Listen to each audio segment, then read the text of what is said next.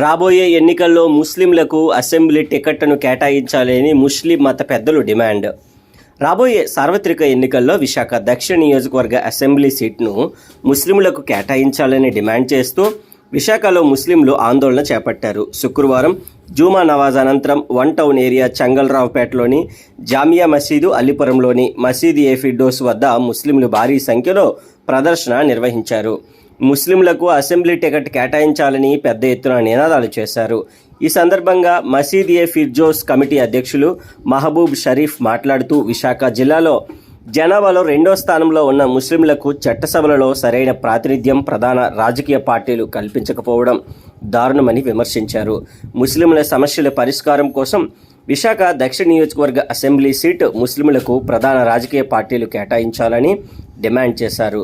జామియా మసీద్ ప్రెసిడెంట్ అక్బర్ మాట్లాడుతూ దక్షిణ నియోజకవర్గంలో 25,000 ముస్లిం ఓటర్లు ఉన్నారని చెప్పారు. వచ్చే ఎన్నికల్లో ప్రధాన పార్టీలు ముస్లింలకు టికెట్ ఇవ్వకుంటే ముస్లిం నేతలు ఇండిపెండెంట్ అభ్యర్థులుగా పోటీ చేస్తారని తెలిపారు.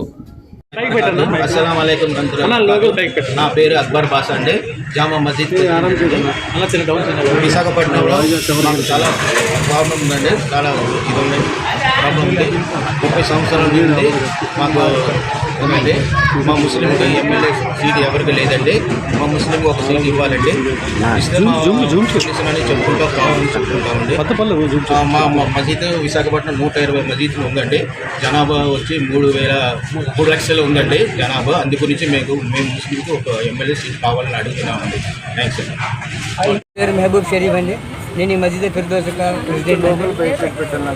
ఈరోజు ఈ సమావేశం ఏర్పాటు చేసిన ముఖ్య కారణం ఏంటంటే ఈ సౌత్ నియోజకవర్గం కానీ విశాఖపట్నం సిటీలో కానీ ఒక సీట్ ఎమ్మెల్యే మా యొక్క ముస్లిం కమ్యూనిటీకి కేటాయించాలని మా డిమాండ్ ఉందండి. ఇది పోయిన సంవత్సరం నుంచి మేము చాలా ఎక్కువగా చేస్తున్నాం, కానీ ఈ రోజు వరకు ఏ పార్టీలు పట్టించుకోవట్లేదు. 50 సంవత్సరాల కిందట మా వన్ టౌన్లోన మన డీన్ గారికి సీట్ ఇచ్చారు. అప్పుడు ఆయన అత్యధిక మెజారిటీతో గెలిచారు. ఆ తర్వాత 30 సంవత్సరాలకి మన అబ్దుల్ రెహమాన్ గారికి ఇచ్చారు. ఆయన కూడా గెలిచి చూపించాను. అప్పుడు 50 సంవత్సరాల కిందట ఉన్న మెజారిటీ కూడా మాకు లేకపోవడం కారణం ఏంటండి? జనాభా పెరుగుతుంది కానీ తగ్గట్లేదు ఎక్కడ. ఆ లెక్కలు వేసుకుంటే మా యొక్క కమ్యూనిటీకి డబుల్ అయింది కానీ తగ్గలేదు. పూరా మొత్తం మనం చూసుకుంటే 18% ఇండియాలో ఉన్నాం మేము. అంటే విశాఖ సీట్లు తక్కువ 3% ఉన్నామండి మేము. మీ సీటు అర్హులం కాదండి. ఎందుకు మాకు మీరు సీట్ ఇవ్వట్లేదని మేము ప్రశ్నిస్తున్నాం మిమ్మల్ని అందరినీ.